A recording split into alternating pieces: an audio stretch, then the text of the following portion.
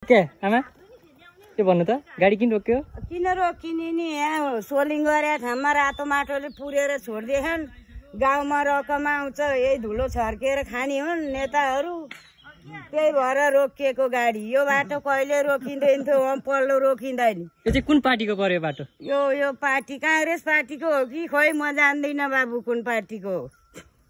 जुन पार्टी आए नि खाने हुन् काम गर्ने कुन छ र त्यो ढुङ्गा छिटालाई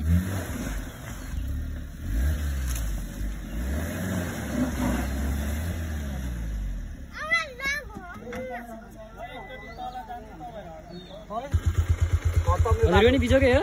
बोल्दै बाटो बन्द केही पनि नभए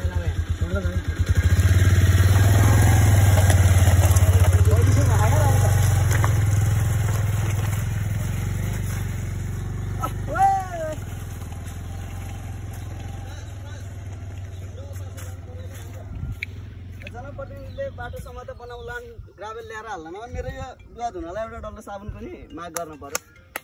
यो बाटो बनाउँदा 4-5 वर्ष लगभग लागिहाल्छ तपाईको त्यति बेलासम्म लुगा पेन्डिङमा राख्नु पर्ने आफै त त्यही गर्नु पर्ला जस्तो हो